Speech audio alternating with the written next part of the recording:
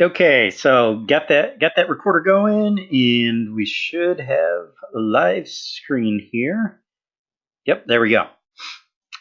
All right, so what I want to do with you guys today and share with you today is we're going to go over an entire A to Z campaign. So instead of just a bird's eye view of, okay, here's the steps to follow, I'm going to show you guys a new campaign that's just recently been set up that's already generating and converting. And it's just to give you a good idea of how everything can come together, because we've talked about a lot of the different moving parts over the past number of weeks. We've talked about calls to action. We've talked about different angles and approaches. We've talked about different styles of landing pages, everything from dynamic landing pages to bots to even introducing you to the concept of other pay-per-click advertising platforms such as YouTube, Bing, Yahoo, all that fun stuff. So we've talked about all of that.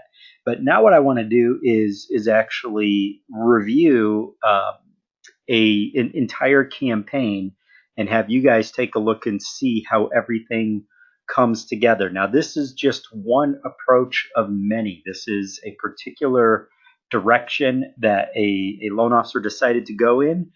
We're the ones that set everything up for him and his company. So if you guys can give me just a moment here, I'm going to get some extra tabs open that I'm going to need to share some of these items with you.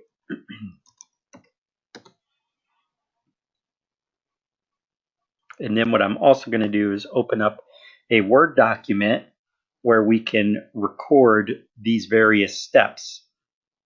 So while I do this, what I want you to do, your task, is to start looking at this from your perspective, as in, how can I incorporate? It doesn't need to be exactly the same, naturally.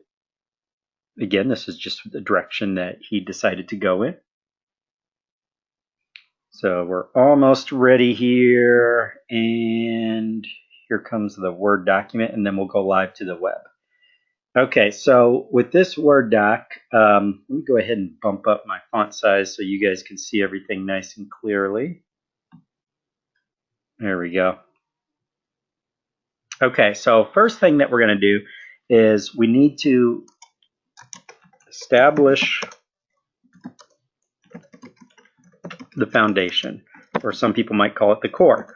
So the core is basically what's going to serve as the driving force or the driving element behind everything else that you do. Okay.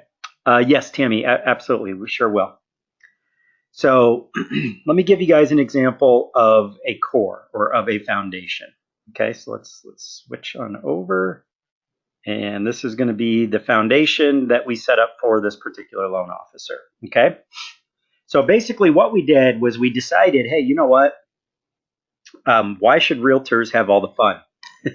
Right?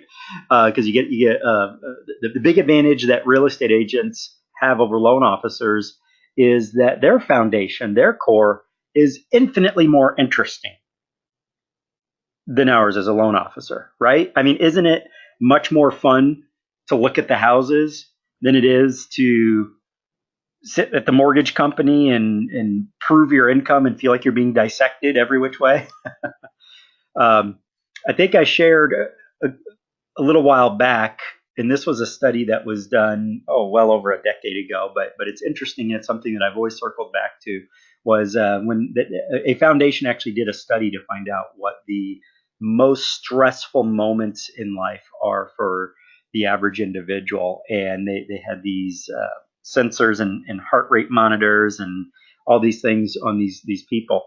And they were comparing them to other well-known ultra stressful events, such as astronauts about to be launched into space, and jet fighter pilots and soldiers in combat scenarios and whatnot. And they found that individuals sitting in a bank waiting to meet with the loan officer to apply for a mortgage had more erratic heart rates and perspiration than just about any other scenario. I think it was either number 2 or number 3 on the list of the most stressful and erratic heart rates and breathing patterns and just high levels of stress. That's how stressful people find this. It's mind-boggling to hear that, but I just found that study so fascinating. But looking at the houses is much more fun, right? So what we did with this loan officer was we had him team up with a real estate agent to tap into the MLS. Okay. So he was able to tap into IDX. We take that IDX and we populate with some hot communities, and we created essentially a hyper local, almost like a realtor.com or a Trulia, and built some calls to actions around this. But everything centered around mortgage finance as far as the articles and the other calls to action. But we worked in right here on the home page everything that can drive his lead capture. So everything from rapid listing alerts, so individuals who want to see homes that just hit the market, find out how much your home is actually worth. Do you want to request a foreclosure list or home deals list? Do you want to learn more about low debt and no down payment loans? Find out how much you could sell your home for. And then we got the whole Home Buyers University. And individuals can search whatever they want. So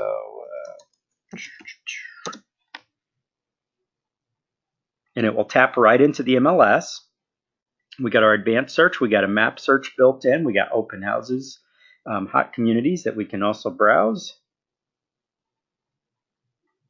So this serves as the foundation, and it serves as the foundation because I can build every other call to action. Every other call to action can tap into this approach. See, this is the foundation because I can drive traffic from whether it be Facebook, YouTube, Yahoo, Bing, doesn't matter. If I can tap into PPC, I can drive that traffic through the obvious interest in these individuals who, hey, if they're serious about buying a home, chances are they're going to need my services soon too, right? So this is an example of a solid foundation because I could do everything from viral marketing to paid advertising to SEO. I can do blogging. I can do social media. I can plug any form of marketing into this, guys. That's why it's a good foundation.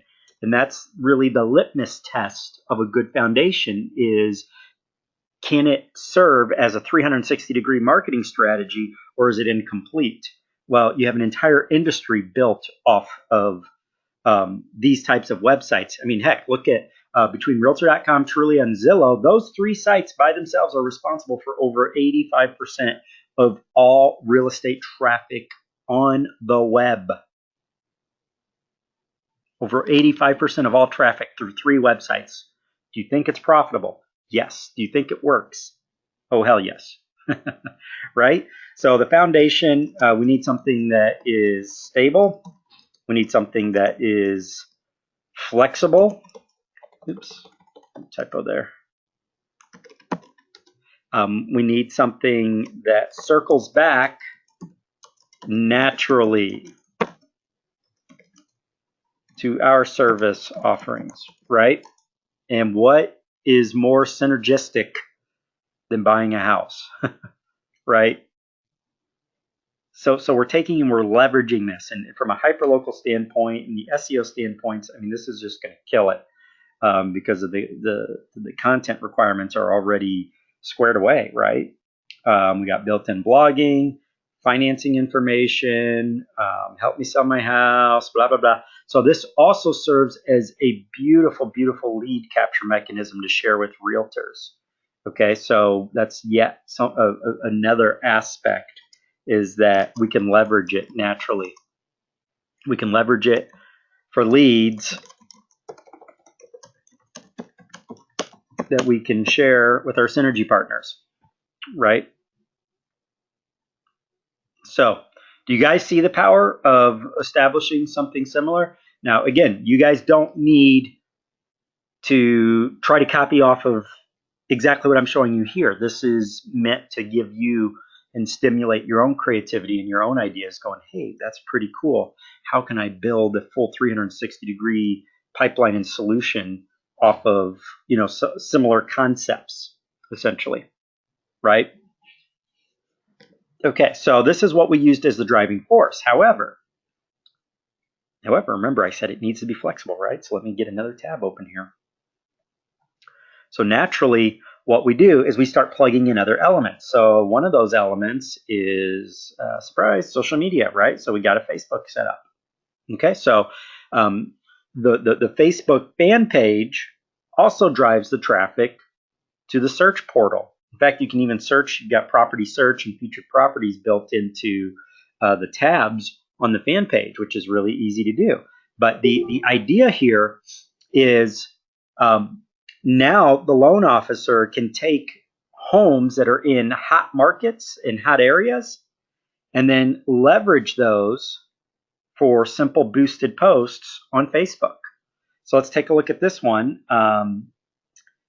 Let's see right here. Yep, there we go. So you can see the link leads back. So we give some details right here on the Facebook fan page.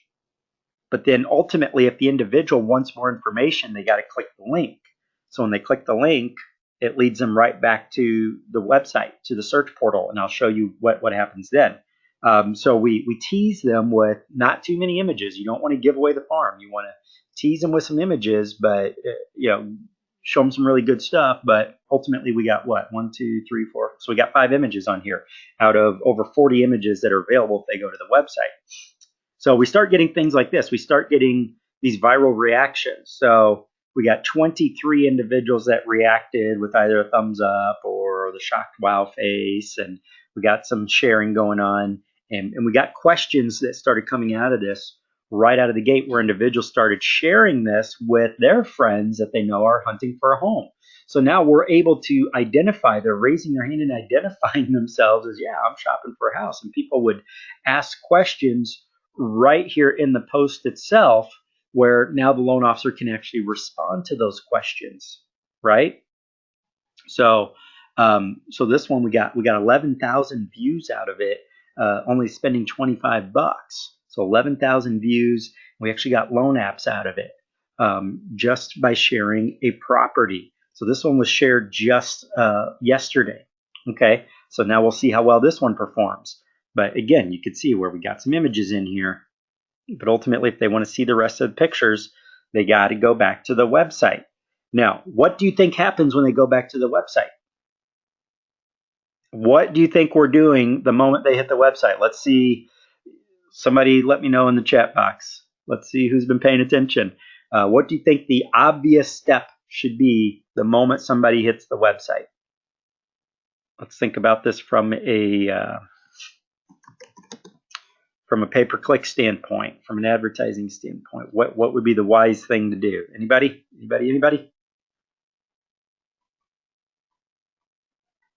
So Al says we want to capture the leads, so we're getting the permission to market to them. Yes, that's one thing that we do. Yes, there's one more thing that we want to do. So we're going to capture the lead.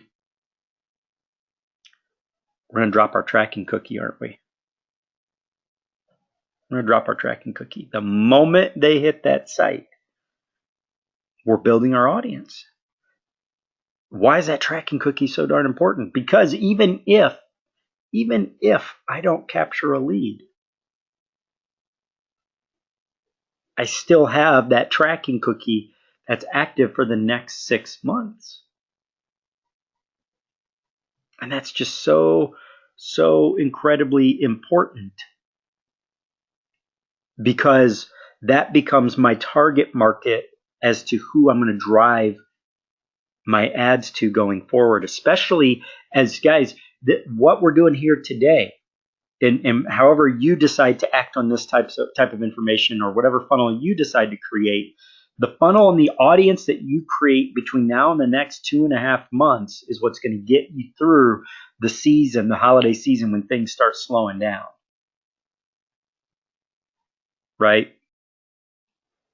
Because when things start slowing down, fewer and fewer people buying. But if you've created an audience of the people that were already actively in the market, we already know that a lot of them take months and months to find their homes. So the people that are shopping right now are the people that we want to be running ads to in October and November and December. Because people still do buy through the holiday season. It's just you don't have that mad rush anymore to take advantage of. But the people are still out there. You just got to identify them. So we added tracking cookies 2 weeks ago to this site. This one right here for those that are hunting for homes. And we've already dropped 300 cookies, guys. We already have 300 cookies in 2 weeks.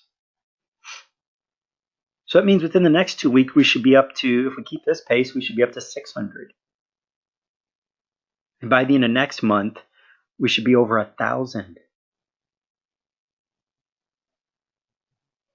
Think about it. Now, instead of just running random ads, I've uncovered the people who I know have something in them that makes them interested enough to actually go shopping for a house. So I know that that's an infinitely more qualified group of people to run my ads to than just random individuals. Right?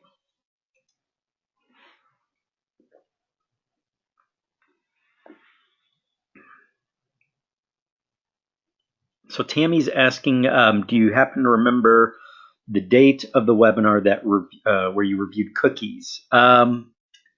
Unfortunately, I don't, but I could definitely take a look at it in Glip and find out for you.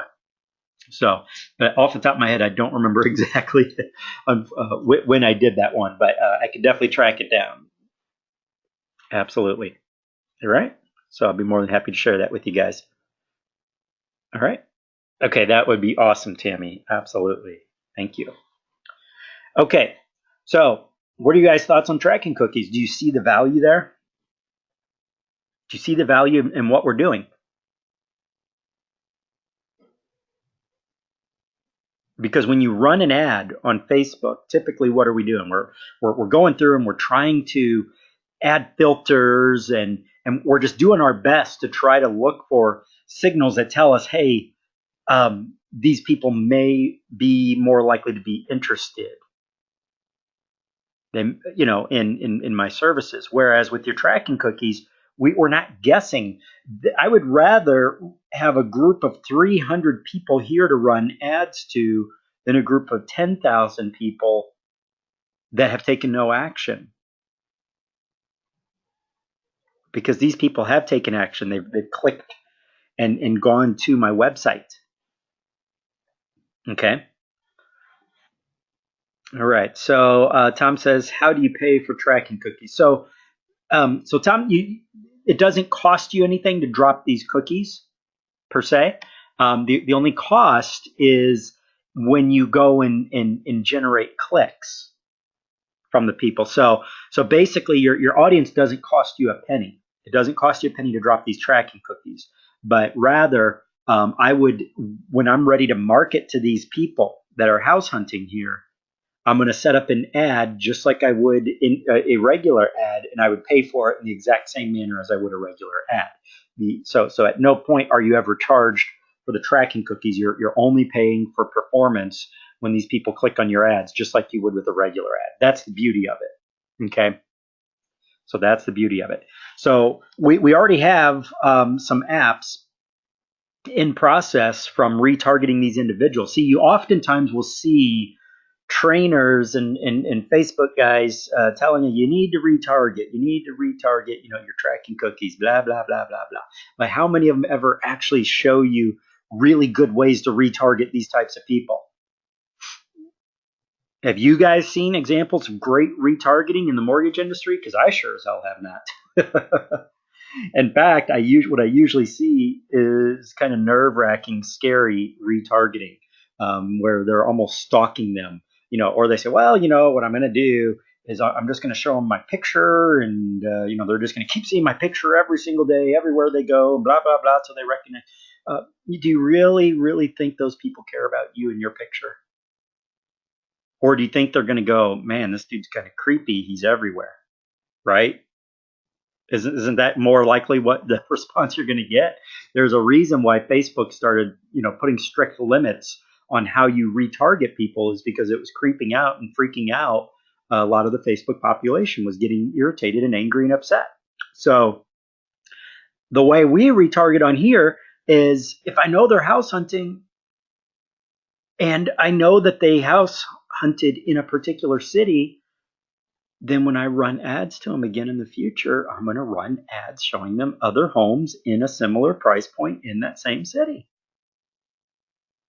Which do you think is more likely to attract their eyeball? Some perfect stranger showing their face, following them all over the web, or something that's relevant to them in their lives? And that is, I'm going to show them more homes because I want to keep getting them back to my website. I want them to click and go back and keep using my website to house hunts, because the more they end up on my website, the more likely they are to find something that they like. And I got a bunch of landing pages linked on there. I got a bunch of articles that are helpful and give them great financing advice and mortgage advice and tell them the truth about low down payment loans and this and that. The more time they spend on your website, the more likely they are to take yet another action. I will also sprinkle in some mortgage ads as well. Okay. So let's go back to our document here.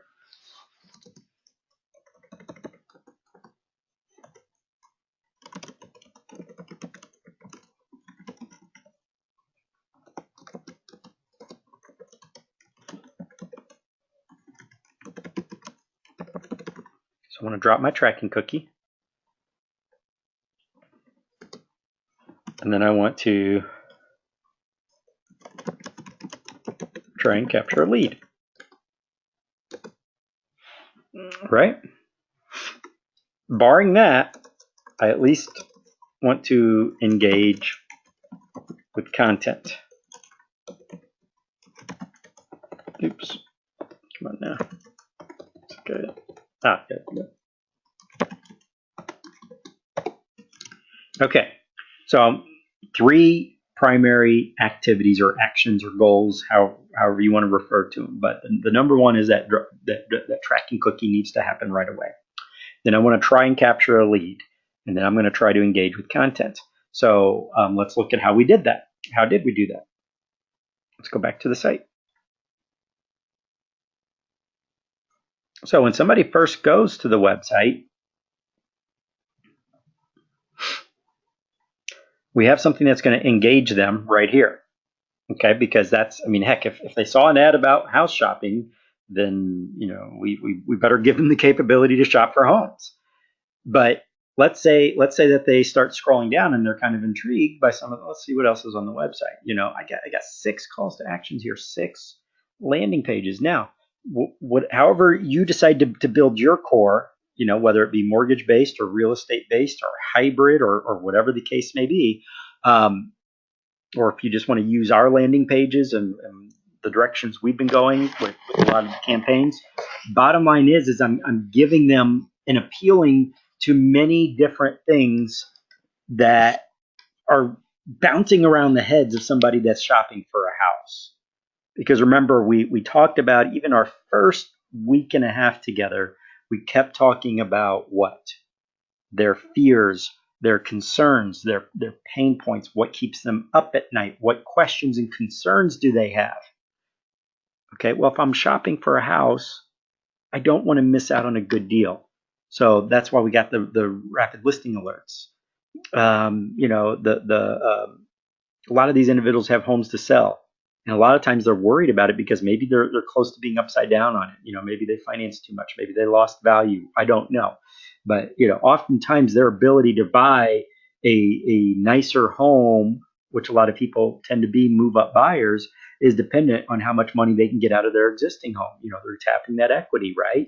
So they want to know how much their home is worth. So boom, I got another one there. Okay, well, I'm probably a little bit concerned. Well, do I even qualify? And if so, how much do I qualify for?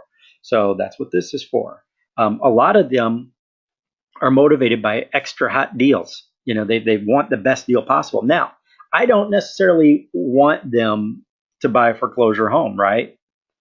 This is here just because people like the idea of it. Now, oftentimes, once they're educated on what goes on in the foreclosure home buying process and how many hoops they have to jump through, a lot of them change their minds. Yeah, the savings isn't worth it.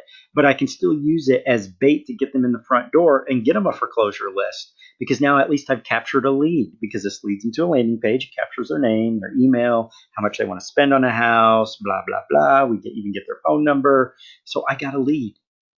But then I'm going to educate them on, here's what the process really looks like. Sure, you still want to do this, right? And then down payments. A lot of people are worried about how much they're going to have to dig into their pockets. So you could see how we're engaging. The cookie dropping happens automatically because we used the Facebook pixel and we used an active campaign pixel for our email marketing and automation, right? So I actually have 2 tracking pixels. Okay. As far as engaging, also we have an entire list of articles. Now, again, you don't need to mimic exactly what we've done here, folks. You can go your own route, but you can see that 80% of the articles are mortgage related, mortgage finance related, right? So basically what I did was I filled it up with, a bunch of content that would appeal. So if I can keep getting them back to the site and they keep reading these and they keep seeing the loan officer's name as the author of all these great articles that are really helpful. So do you see how that all comes together? So let's go back to our document here. So we got all these knocked out already. So we got engaging content that also works from a hyperlocal standpoint for SEO purposes, so I can get free traffic too. I got my attempts to capture leads. I'm going to do my darndest to try to capture that lead, but even if I don't, at least I've dropped a tracking cookie and I've piqued their interest. Okay, so now I'm ready to move on to my next step. But first, let me take a look and see if I got some questions here, because I got this blinking at me. Okay. All right, so Tom, so my website is controlled by my bank. Now what? Tom, does your company allow you to have and do some of your own marketing on the side?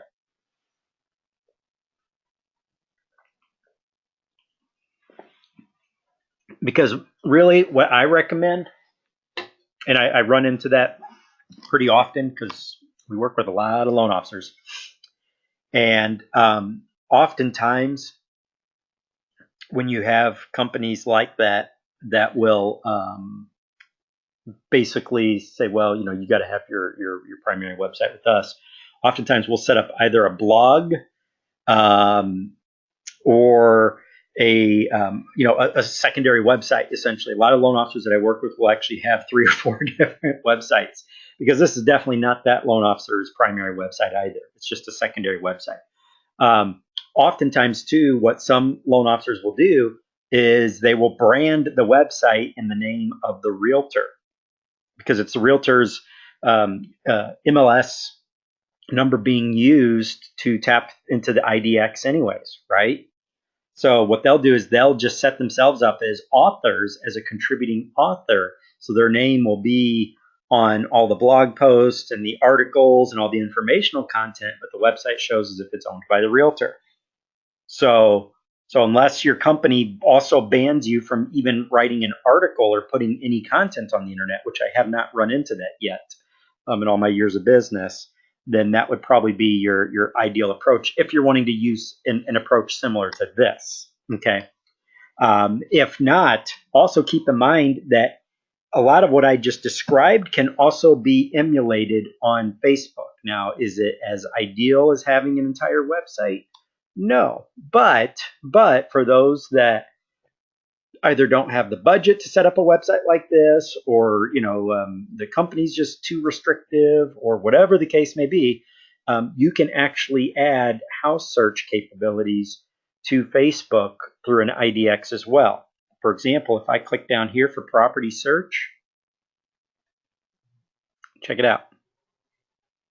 I can search cities, minimum price, square footage, bedrooms, bath? Do I want to search just open homes? Do I want to search just new homes that have been added within the past week? Do I want to find more search options?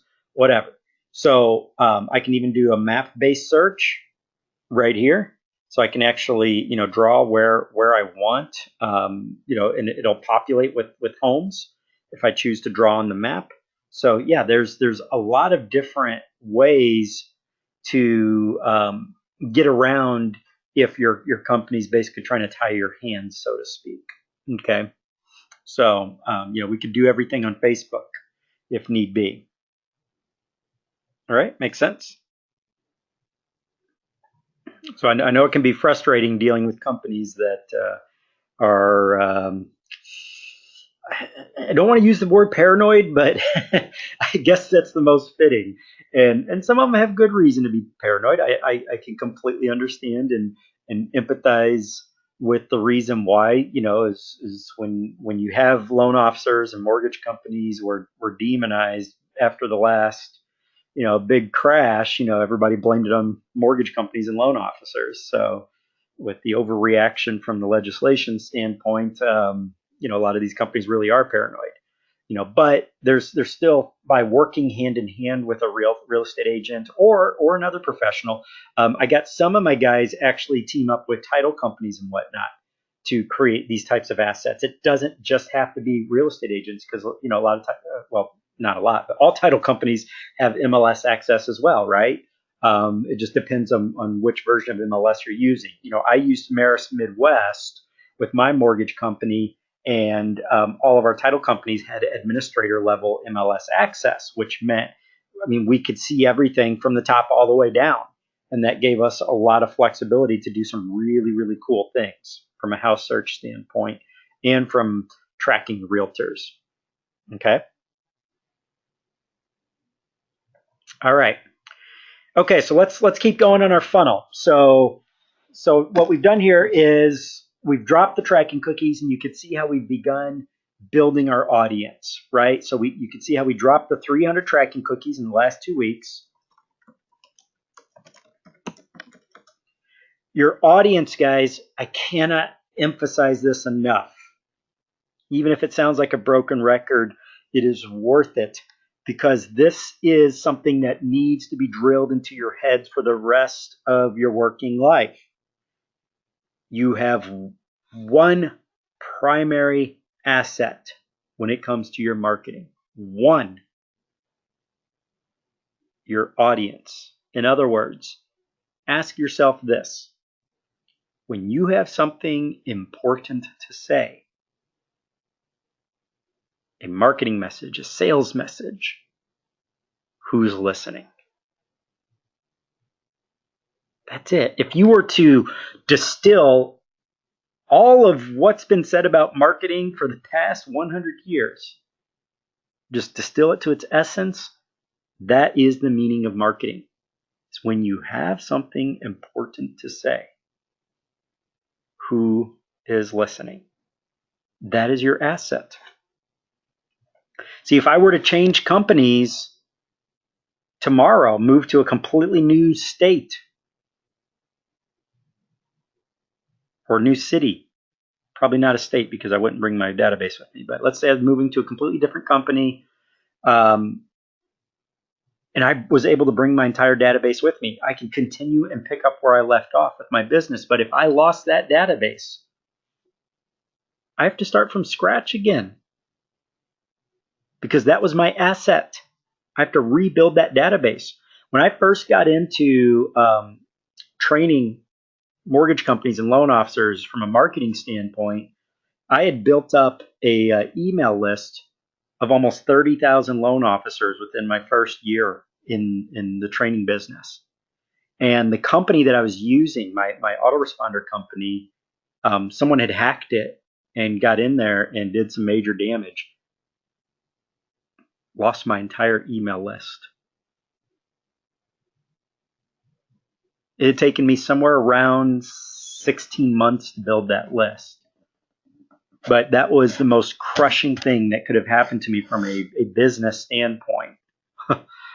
Is I was devastated, guys. because I literally had to start all over again and spend huge amounts of money to rebuild my list. I went from having over 30,000 people listening to and reading my emails to boom, zero. Got to start from scratch again. It was my mistake to not back up my list, but you live and learn, right? So now all my lists are backed up. But my point being is we want to build our audience, guys, and make sure that we identify who are the people that are listening to what we have to say when we have something relevant and important to say. And that should guide everything that we do.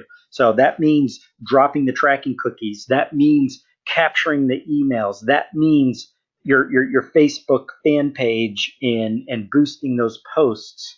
That means looking at what your database is doing, their behaviors. Now, if you go back and watch the video on ActiveCampaign on the CRM, guys, and the tracking cookie that comes from ActiveCampaign, remember we talked about installing that tracking cookie? Because you have two tracking cookies. You have your Facebook tracking cookie, and you have your ActiveCampaign tracking cookie. What's different about your ActiveCampaign tracking cookie? Well, because it's not meant to track so that you can run Facebook ads in the future. Instead, it's meant to track and show you what people are doing when they end up on your email list. Are they opening your emails? If so, what are they doing? Are they clicking on stuff? Are they reading it? Are they going to your website? Tracks where they go on your website so you can see, are they looking at homes? Are they reading articles? What are they doing? This is your audience here. And their behaviors tells you who is a hot lead and who's not. This is how marketing works. This is how it's supposed to work in this day and age, guys. Because if you can identify who's doing what, then we know where to spend our time. It's the 80-20 rule. Remember, when it comes to marketing, 80% of your business comes from only 20% of your audience. The problem is most people don't know what that 20% is, so they just end up marketing to everybody in the exact same way and end up wasting a lot of time. But when we track our audience, we don't have to do that. No more time wasting.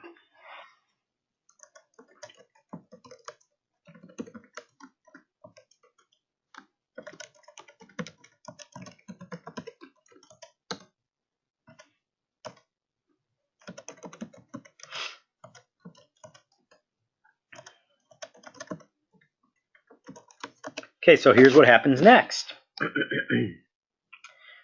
So after I either capture the lead or drop a tracking cookie, then I have my next few steps here. So my tracking cookie number 2, my ActiveCampaign, we've already done a whole training on that, right? So you guys can go back and watch that video.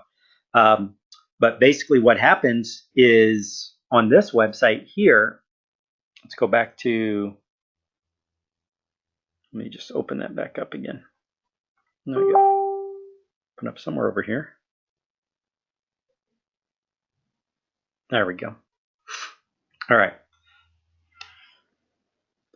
So what happens is once somebody fills out one of the landing pages or signs up for the property alerts, then they immediately get dumped into the database. Okay, so we capture that lead. We got their name, we got their email, we got their phone number, all that fun stuff. What happens next? Well, now they're going to immediately get a follow-up. Right? So the system's going to shoot out an email.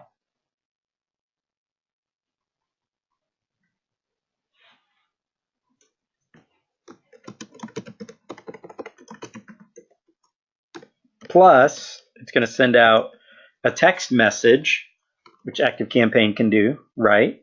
As long as we captured a phone number, which we get phone numbers on the bulk of these individuals now because we give them a reason to. And oh, by the way, guys, not to get off the topic, how many of you guys have set up your appointment?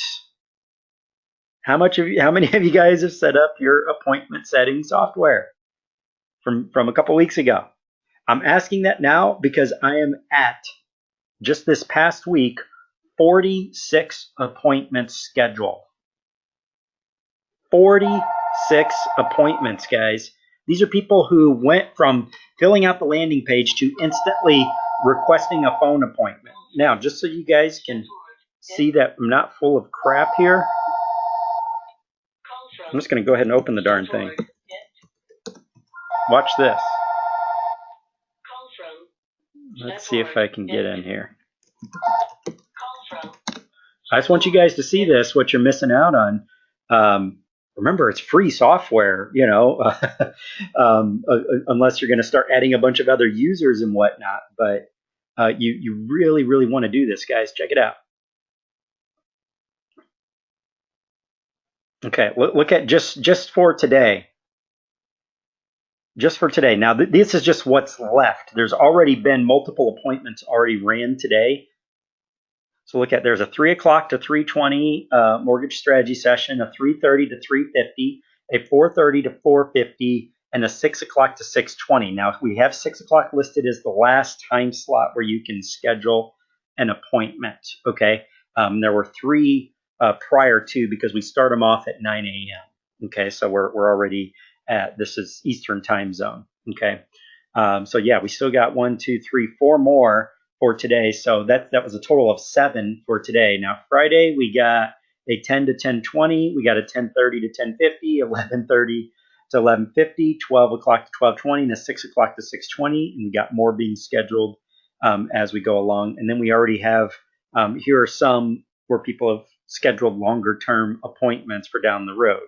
I have it set at a maximum of 30 days because anything outside of 30 days, they're probably not even going to remember the appointment. But we do send reminders and automations, and we do text them and all that fun stuff. But this is off a single ad campaign, the identical ad campaign that I showed you guys how to run using the identical scheduling appointment request software. Okay, it's just free software, Calendly. You can set up a free account.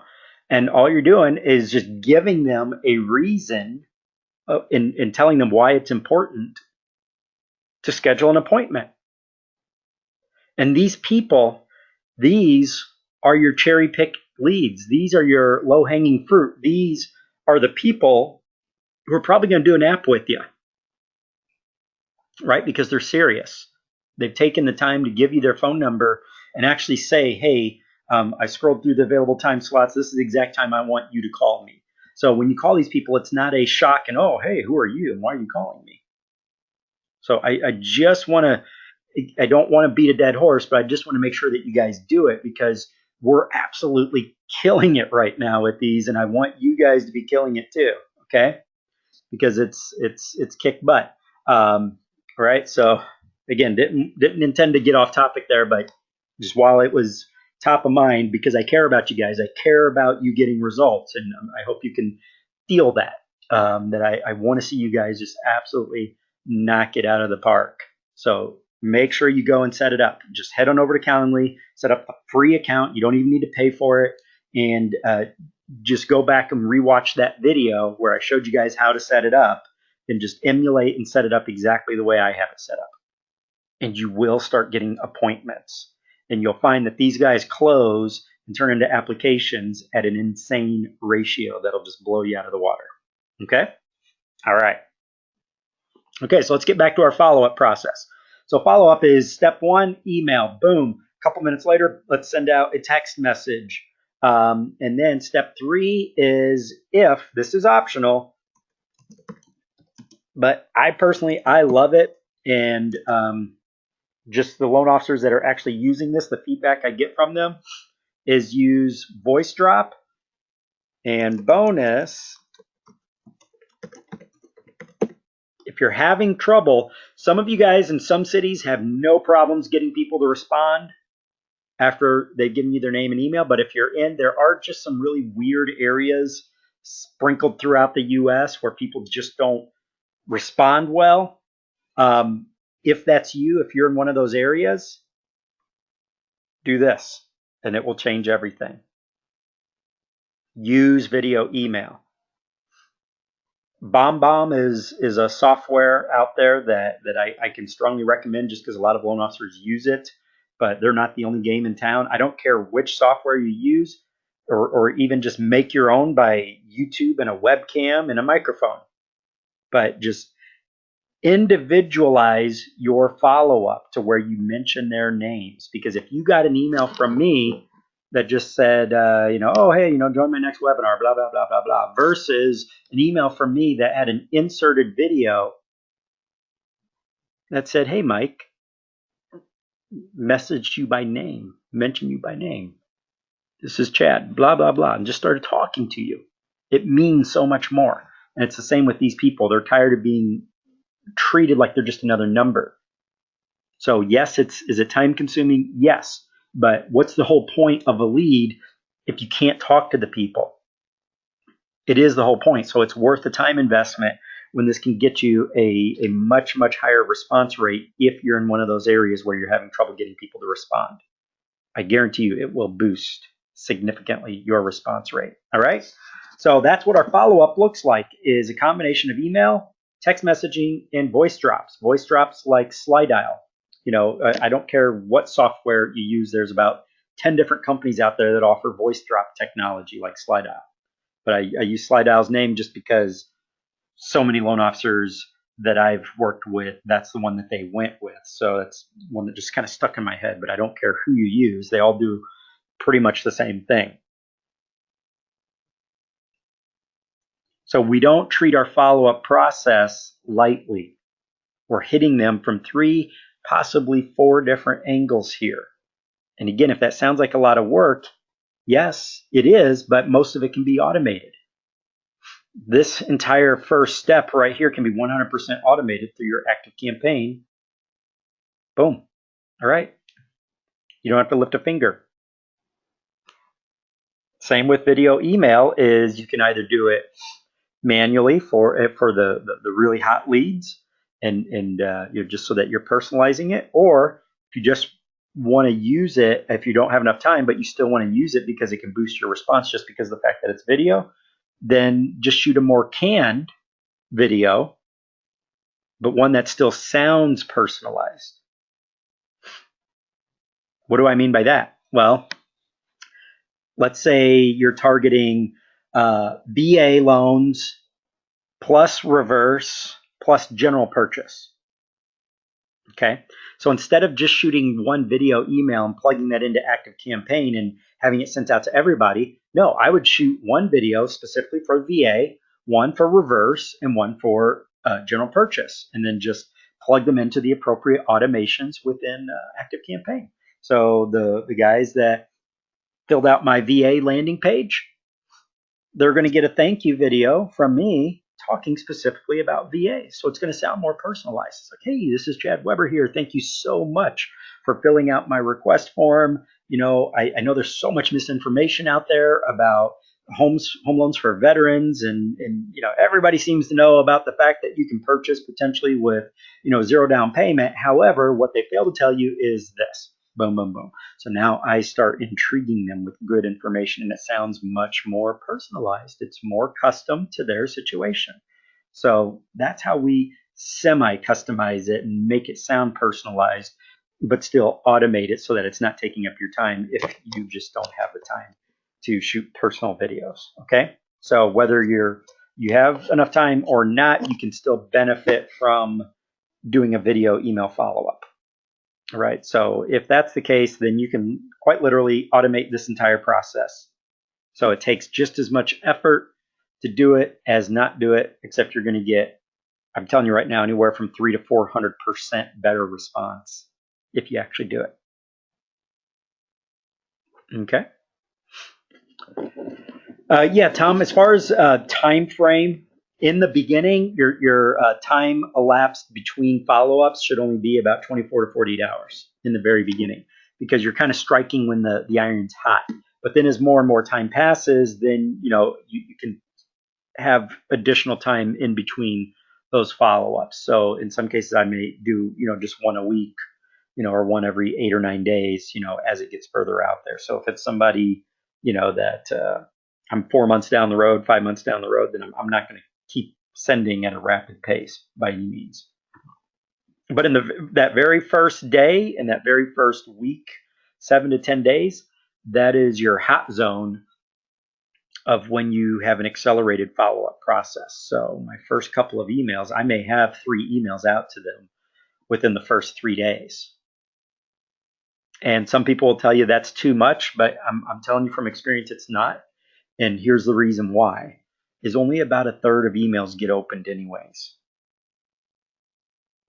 So sending 3 emails, they may only actually get around to seeing one of them anyhow. So you need to optimize the opportunity of them seeing that message. Okay. And that's also why we're doing the texting and the voice drop as well during that first day, is because I already know that only about 30% of the people are actually going to open their emails. But I know that well over 90% of people will open a text message within just a couple minutes of having received it. Right? So that's the advantage there.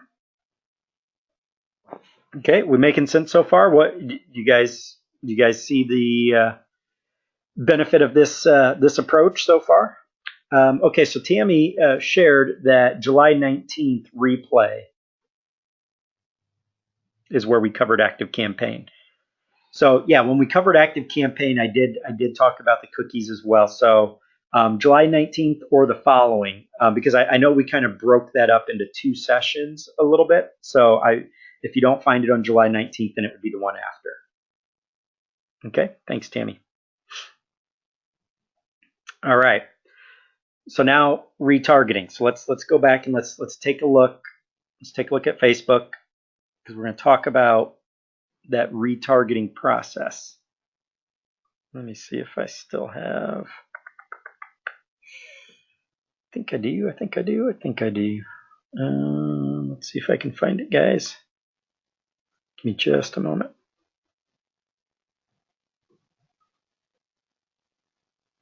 So I might have accidentally closed my ads manager. Oh, no, here it is. Okay. So when I want to retarget, guys, then it's just as simple as coming in here, looking at this audience. Okay, I got 300 people. That's enough people for me to retarget. So I would just click to create an ad just like I would any old ad. I would click on my traffic, and I would actually name it retarget house hunting. And instead of coming in and filling out this entire audience thing, I can just click here to put in my custom audience. And I believe it was what, house hunting? Yep, there we go. So there's my 300 people right there. Boom. That's it. So now I just set up my ad the identical way I would any old ad. Except now I'm only targeting the house hunters that have gone through and clicked on my house portal. See how simple that is? So the process is I'm probably going to go in and grab some nice looking hot deals. But the way I retarget, let's actually get some of this pen to paper here. So retargeting equals, I will sprinkle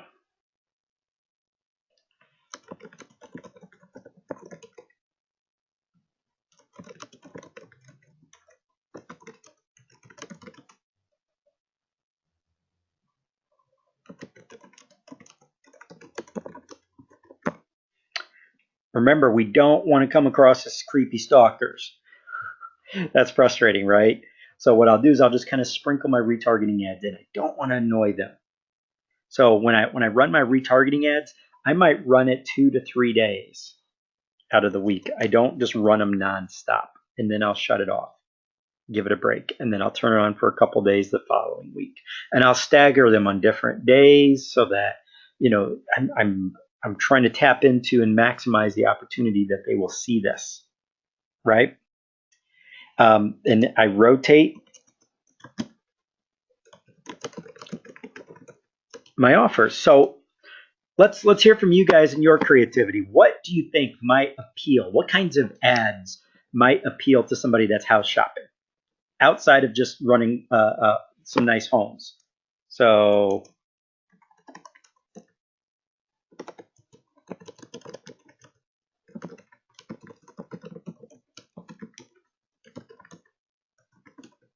So low down payment, right? So I might do low down payment or some sort of niche financing ad. Okay, what else? So that was a good one. What else? How about this? A list of home deals and foreclosure lists. Because again, it's not that we want them to buy a foreclosure. We already know that well over 90% of people who request these lists don't actually end up following through. But what it is they're just intrigued by the idea because they probably somewhere along the lines of their house hunting run across a Google ad or something that showed, veritable mansions being sold for, less than half the price that they would normally expect to pay. That's usually the types of ads that we see for foreclosure lists, isn't it? Right? It's pretty misleading. So we just want to tap into their perceptions of, hey, yeah, this is, I want to get these awesome deals. But we're going to be the ones that actually give them the full story. We're going to send them the list, yes, but then we're also going to send them, hey, oh, by the way, not sure if others have shared this with you or not, but here's what the process of actually buying one of these homes looks like. And a lot of people, when they hear that, they go, oh, holy crap, yeah, that's not for me. So now you've done two things. A, you've captured a lead. B, you've just skyrocketed your credibility because you're the one that actually educated them. Right? Okay, so Al says, let's add that. So benefits of owning versus renting. So that's a good one, right? See another good one in here. Okay, so Tammy says common mortgage mistakes. So yeah, I would probably make that common mistakes and misconceptions. So that's a good one. Thank you, Tammy. Tom says the process flow to buying a house. So how do you even buy a house? What does that process look like? This would really be especially good if you're going after first-time home buyers, right? So so the process. A lot of people don't really know the process of buying a home. A lot of them, they kind of sort of have an idea, but that's all they have. They couldn't really tell you what all goes into it, and that can be concerning. So everybody's got shared a good one here. So we've added it to the list. So you can see here, I'm not going to run out of things to retarget them with, but can you see how this list, just right here, most of these are right out of your guys' own mouths. You've already come up with a more creative way to retarget these individuals than what 99% of loan officers are being taught to do out there. Wouldn't you think that the items on this list are vastly more appealing than a picture of you smiling and telling them, hey, come fill out a loan app, or, oh, hey, looking to buy a house, come talk to me. Yeah, like I haven't seen that ad a million times before, right? But what's on this list here, these actually address relevant concerns, questions, issues, interests. Nice homes. I haven't picked out my house yet, so I still need to find the perfect home. So house ads are going to be especially appealing to me right now. Low down payment and niche financing. Yes, everybody. There's a misconception out there that only people with no money respond to low down payment offers, but that's just not true. Even when we filter out and target only individuals who are six-figure plus incomes, we don't see any drop in response to low down payment home loan ads because nobody wants to spend more than they have to. And the vast majority of America is leveraged beyond belief these days, right? In more credit card debt and consumer debt than ever before. So a lot of them just don't have the available liquidity like they used to. So so it does appeal to them, but you can filter out low income individuals and run ads only to people with money if you like. Just to make sure you're getting a higher quality lead. List of home deals and foreclosure lists, benefits of owning versus renting, and maybe a cost analysis, of owning versus renting. I saw an article in Money Magazine.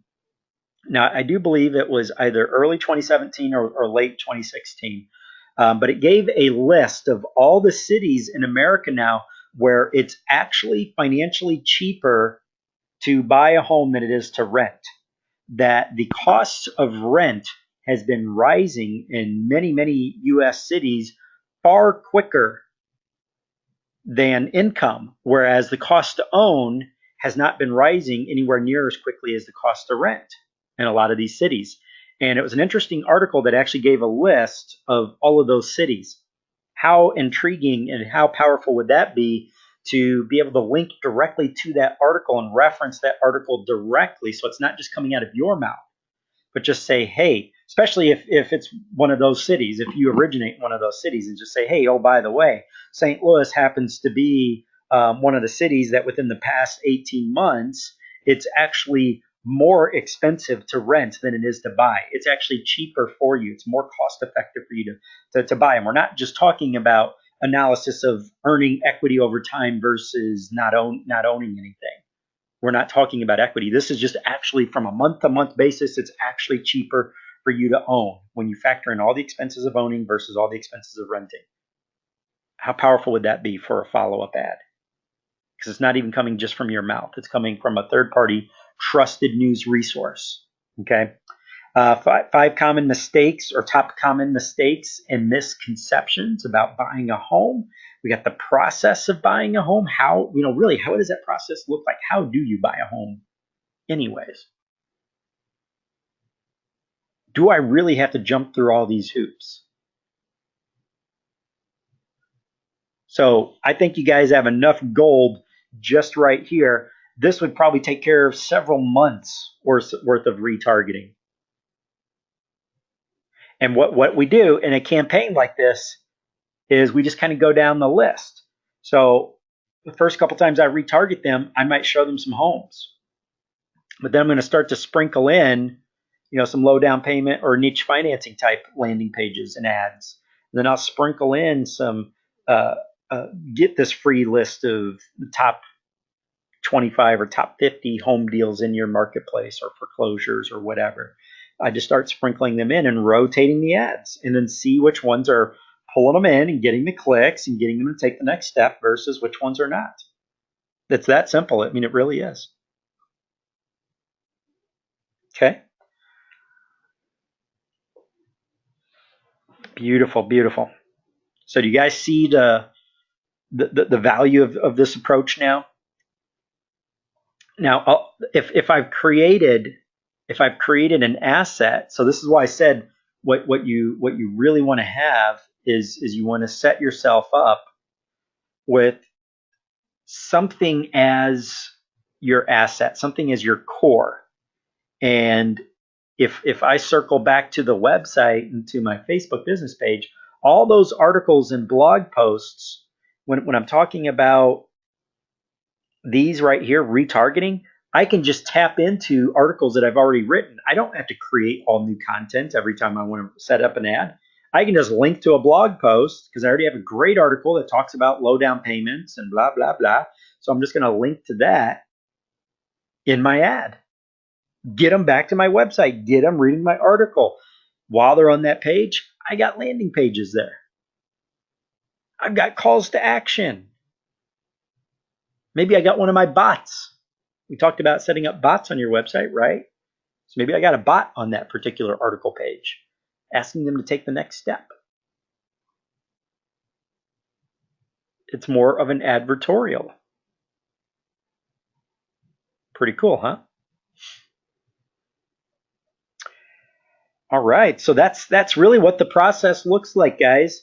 It really is. It's just a matter of tracking cookie, capturing the lead, engaging, then retargeting. So we retarget with a combination of ads on Facebook plus emails. Now, something else that's very important is on this website too. Something else that we did for them is within ActiveCampaign, you have a feature known as lead scoring. Right? Have all you guys seen the lead scoring feature? Are you guys familiar with that, or you want me to go over what that is? Anybody not familiar with lead scoring? Okay. So what lead scoring is we go back first to this tracking cookie. Remember, the tracking cookie within ActiveCampaign is a behavior tracking cookie. What that means is it knows anytime somebody ends up on your email list, it knows every email that they open and read. It knows if they click on links. And if they do click on links, it knows everything that they do while they're on your website. So lead scoring is I assign certain values to certain actions. So my lead scoring might look like this. So I go in and I tell ActiveCampaign, I say, okay, any score 75 and above equals a hot lead. So now what I'm going to do is go in and assign points to certain activities, such as open an email equals, if they open up an email, give them 20 points. Okay. If they click on a link and go to my website from that email, and I'm going to give them 40 points because, yeah, I mean, you got to be pretty interested to actually take the time to go to not just read the email, but then go, yeah, let me go ahead and click this link and go to his website. You know, read certain articles or pages. So there might be certain things that are really only relevant to somebody who's ready to do something right now, and I might give that 50 points. And then naturally, if they fill out a form or landing page while there after they've already filled one out, I might give that 60 points or whatever. So these are just completely arbitrary points, by the way, guys. These are not recommendations by any means. I'm just throwing points out there just so you get the gist. So it tracks everything that they do from today forever, as long as they're on your list. And it tracks their points, and they accumulate points over time. So the more actions they take and get to whatever I have predefined as a hot lead, when they've finally taken enough actions for them to be considered a hot lead, boom, ActiveCampaign will send you an email telling you, hey, you really need to contact this person today because they're a hot lead. And then it shows you everything that they've done. Because how many times have leads slip through the cracks and you find out later they bought from somebody else just because they forgot about you? Well, the signs are there. Before somebody takes action, usually they're giving off buying signals. But unfortunately, we're just not there to see those buying signals, and we're too busy. We can't just manually go. And if I got 300 people in my database, I can't just each week or each day log in and start scrolling through and manually looking at what everybody's done for the day. But I could certainly tell the software to automatically track everything they've done and when they've reached a certain amount of points, activity points, that's a hot lead. Go ahead and message me and tell me to contact them. So even if I only get 3 or 4 of those a week, well, that's 3 or 4 phone calls I'm going to make that have done things that tell me they're probably about ready to buy. Automation, guys. Again, this is how you go from saying, well, I'm only getting an extra closing or 2 each month off of my ads to, yeah, I got 6 extra closings this month. I got 8 extra closings. I have guys that have done 10 extra closings a month off of this. And it's because of this automation. All right. So does that make any questions on the lead scoring? Does this make sense, guys? Does this make sense to you how lead scoring works? That's an ActiveCampaign feature, by the way. But they're not the only guys that offer that. There's other software out there too. If you wanted to use something else. I mean, again, I don't care what you guys use. I just talk up ActiveCampaign because I think they're one of the most feature rich while still being super cost effective and super easy to use compared to 99% of what's out there. Okay. So Al, so how do you start that phone call? Um, oh, you mean, Al, are you talking about following up with somebody after they've been deemed a hot lead? Okay. All right. Well, there's a couple different ways to do that, and there's a couple different ways to follow up with a lead like this within lead scoring. Number one is I can just run. I can. I'm not just going to call them or follow up with them. I'm going to do a couple of different things. Number one, I'm going to run ads to them. Right. I mean, if you really filter things down well enough within Facebook, you can really isolate and show teeny tiny groups. So I'm definitely going to run ads to them and make sure I'm in front of them this week since I know that they're getting serious about it. But number two is yes, I am going to either call them or email them. But basically, obviously, I'm not going to tell them, oh, hey, I'm tracking your behavior, blah blah blah. But instead, I'm just going to make it more of a follow up process. One of the things that I did as a loan officer was I had set up teleseminars and webinars. So back then they were mostly teleseminars because webinar technology wasn't quite where it's at today. But today it would just be a webinar. But back then they were teleseminars. But what I did was I set up evergreen teleseminars at the time, home buying teleseminars. And I made them just short, 10 to 15 minutes, because I know that people get bored with the topic very easily. So I just made them mini seminars, teleseminars. And I put them on an automated software that basically ran them as if they were live. So that way they could be hosted pretty much any given time, right? And so what I would do is I would call up my leads when they were falling into my hot category and I was getting those notifications, and I'd just say, hey, this is Chad Weber calling. You know what? You had requested some additional information about buying a home in the St. Louis area, blah, blah, blah. And I would just kind of review with them, hey, here's how we've been in contact. I just wanted to let you know, I don't really know where you're at in your home buying process right now, but I do have a very valuable, it's a short, very short and to the point, but very valuable teleseminar coming up. It's actually coming up in just 2 days. It's this Thursday at 6:30 p.m. And here's what we're going to cover. We're going to cover and really dig into the truth about zero down and low down payment financing, because as great as this stuff sounds, and yes, it is available, oftentimes a lot of the banks and lending institutions don't tell you the full story. And I would just basically go through and talk to them about that, and just basically try to get them to take that next step. But really, the ultimate purpose wasn't just to get them on the call. The ultimate purpose was I just wanted an excuse to be on the phone and ask that key question of, hey, where are you in the home buying process? Because oftentimes they would volunteer and go, oh, you know what? Well, I'm really glad you called because, I've been looking at homes and, I got my realtor and blah, blah, blah. So I could usually turn that into either an application or at least an appointment just by making up that follow-up call. If they did not turn into an appointment, a pretty good chunk of them would go ahead and show up on my teleseminar as long as I talked it up well enough. And after that, usually there's the law of reciprocity kicking in, and they trust you more now because you've given them a bunch of information on that teleseminar. And usually at that point, if I didn't already have an appointment, I would by then.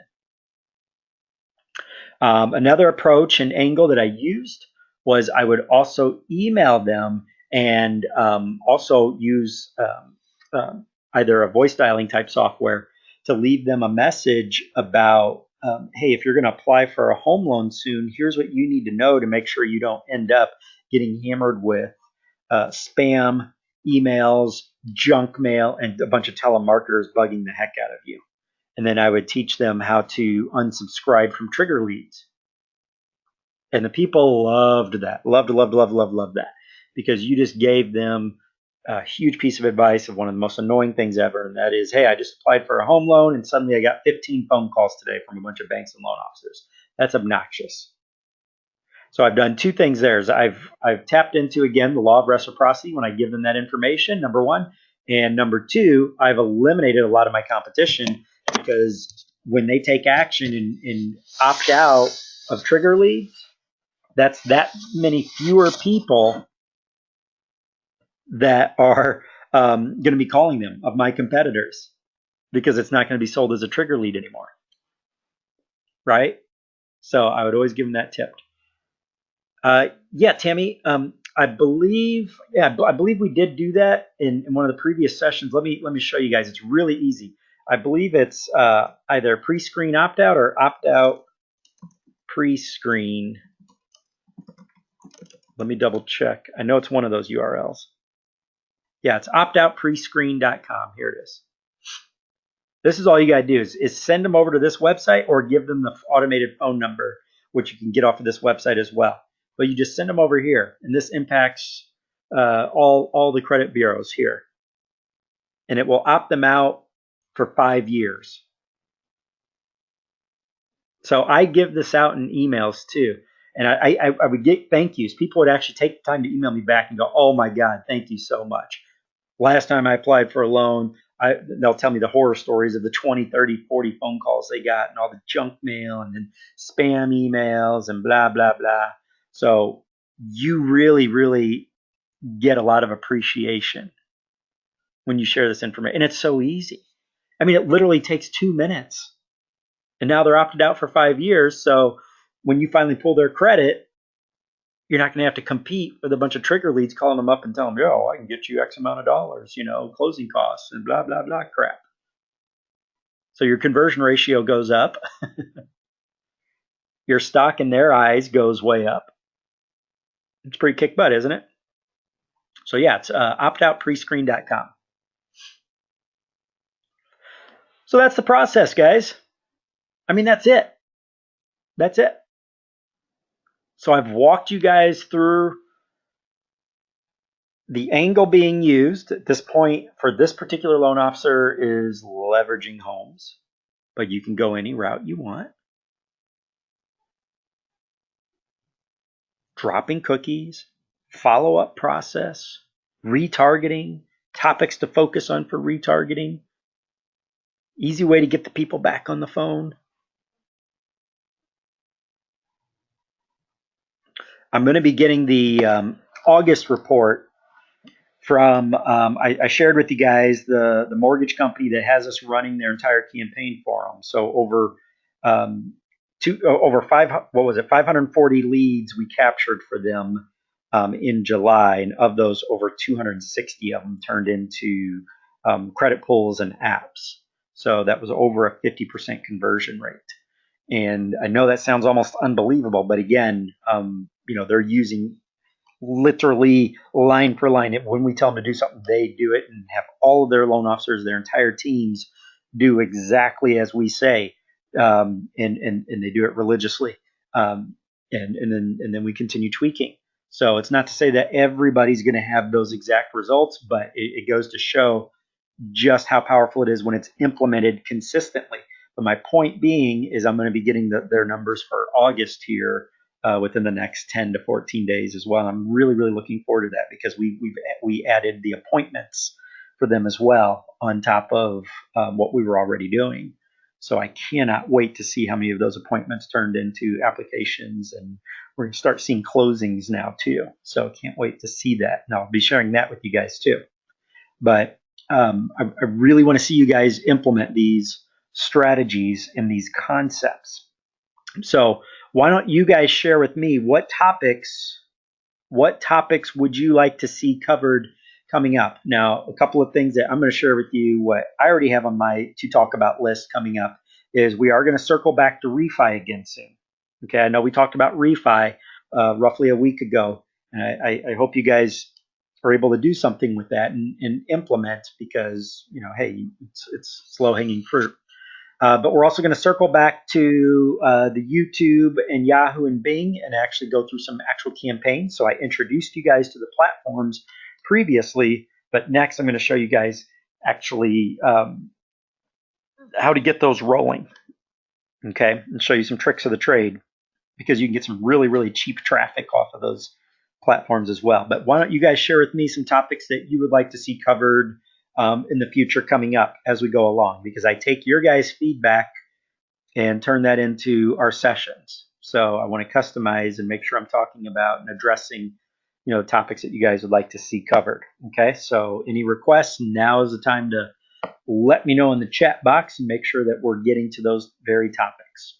Okay, So I'm just going to pause here for a moment, guys, because my voice, my throat's really, really dry. So I'm just going to grab me a drink real quick because it's getting difficult to talk.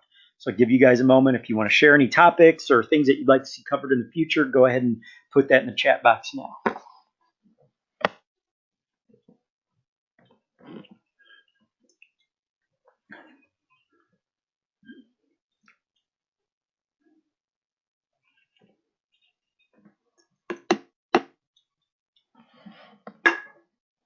Oh, much better. Ooh, yeah, way better. Okay, yeah, I can speak again. All right, guys. So let's see. Absolutely. Yep. Okay. Yeah, Tom. For you, you're definitely getting rolling already. I know you got your first leads captured this morning. So yeah, we'll definitely be talking about that. I mean, really, the concepts to focus on for you right now is the lead capture. As you go along, we start adding some of those additional concepts as well. But yeah, basically, I've been be helping you out with that a little bit. As far as customizing towards you, not a problem. So Al says increasing Facebook likes to your business pages. Absolutely, that's always a good one. That's definitely something that we can touch on going forward as well. But let me actually share something here real quick. I do believe I shared this in the past, but it's been a while. I can't recall 100% if it was on one of these calls. So I'm just going to go ahead and show it again here. If you could give me just a moment, I'm going to get some tabs open.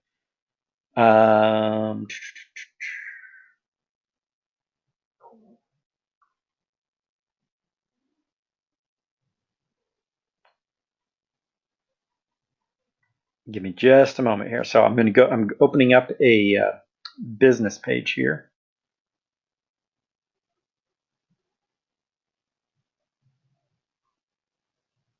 Okay, so you're going to see something a little bit different than me. So yeah, exactly, Al. Yes, is one of the best things that you can do in the beginning is when you're boosting your posts and running your ads. Now, this right here saying add friend, just because I'm not logged in as a user right now, but if I was logged in as a user, it would basically invite them to like the page.